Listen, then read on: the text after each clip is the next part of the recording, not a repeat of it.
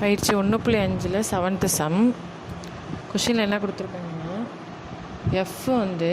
எஃப்ங்கிற சார்பு மெய்யன்லேருந்து மெய்யனுக்கு போகுது, ஜிங்கிற சார்பும் மெய்யன்லேருந்து மெய்க்கு போகுது. அப்படிங்கிறப்ப எஃப்எக்ஸ் ஜிஎஃப்எக்ஸ் ரெண்டு வேலையுமே கொடுத்துட்டு இது ஒன்றுக்கொண்டான சார்பானு கேட்குறாங்க. இன்னொன்று எஃப்ஜியையும் கண்டுபிடிச்சி அது ஒன்றுக்கொண்டான சார்பாகுமா அப்படின்னு சொல்லி நம்மக்கிட்ட கேட்குறாங்க. ஃபஸ்ட் நமக்கு என்ன ஒன்றுக்கொண்டான சார்பு அப்படின்னா நமக்கு என்ன கண்டிஷன் அப்படின்னு பார்க்குறப்ப f(x1) = f(x2) அப்படின்னு எடுத்துகிட்டு x1 = x2 இப்படின்னு நம்ம கொண்டு வரணும். இதுதான் ஒன்றுக்கொன்றான சார்புக்குள்ள கண்டிஷன். ஓகேங்களா? இப்போ நம்ம f(x)னா இதானே, இதை f(x1) f(x2) f(x)ஓட வேல்யூ என்ன நமக்கு x⁵, x⁵. இங்கே x1 இருக்கனால இங்கே x1 போட்டுக்கோங்க, x2 இருக்கனால x2 போட்டுக்கோங்க. இங்கே பவரில் உள்ள வேல்யூ உங்களுக்கு ஒற்றைப்படை எண்ணாக இருந்துச்சுன்னா டேரெக்டாகவே நீங்கள் அடித்து கொடுத்துட்டு கீழே உள்ளதை இங்கே x2 இருக்கனால x2 போட்டுக்கோங்க.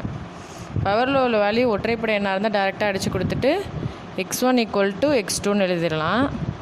இப்போ நம்ம இந்த மாதிரி எடுத்துகிட்டு x1 = x2 கிடச்சிருச்சா, அப்போ இது ஒன்றுக்கொன்றான சார்பு ஆகும். அதாவது எஃப்ங்கிறது ஒன்றுக்கொன்றான சார்பாகும். முடிஞ்சாச்சு. இப்போ ஜியை பார்க்குறோம். அப்போ g(x1) = g(x2) எழுதணும். இப்போ இந்த இடத்துல ஜியோட வேல்யூ என்னென்னு பார்க்குறப்ப x⁴, x⁴, x⁴ எழுதிடணும். எழுதிட்டு எக்ஸுக்கு கீழே என்ன பண்ணணும், இங்கே 1 இங்கே 2, ஏன்னா இங்கே 1 இருக்குது இங்கே 2 இருக்குது. இந்த மாதிரி எடுத்து எழுதிட்டு இங்கே பவரில் இரட்டைப்படைன்னு இருந்துச்சுன்னா என்ன எழுதணும்னா +or - x2 எழுதணும். இப்போ x1ஓட வேல்யூ 1 x2 கிடைக்கும், x1ஓட வேல்யூ இன்னொன்று -x2 கிடைக்கும். அப்போ ப்ளஸ் வேல்யூ 1 மைனஸ் வேல்யூ 1 கிடைக்கும். நமக்கு கிடைக்கக்கூடிய வேல்யூ ஒரு வேல்யூவாக தான் இருக்கணும். இப்போ 2 வேல்யூ கிடைக்கிது அப்படிங்கிறனால ஒன்றுக்கொன்றான சார்பு அல்ல அப்படின்னு எழுதிடணும். இப்போ இது வரைக்கும் நம்ம இப்போ முடிச்சிட்டோம். ஒன்றுக்கொண்டானதா இல்லையான்றதை இப்போ கண்டுபிடிச்சி முடிச்சாச்சு. இப்போ f(g) இது நமக்கு ஆல்ரெடி நம்ம நிறைய தடவை பார்த்துருக்கோம்.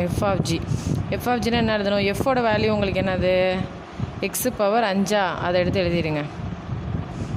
காம்போசிட் போட்டுக்கோங்க. ஜியோட வேல்யூ என்னது x⁴. இந்த எக்ஸோட வேல்யூ பிளாங்காக விட்டுட்டு இந்த பவர் 5 போட்டுருவீங்களா.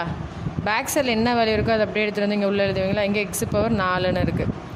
எக்ஸ் அப்படியே போட்டுட்டு 2 இடத்துல இந்த இடத்துல பெருக்கல் இருக்குன்னு அர்த்தம். 4 5 20. இப்போ f(g)யோட வேல்யூ உங்களுக்கு x⁴ அப்படின்னு சொல்லி கிடைக்கிது.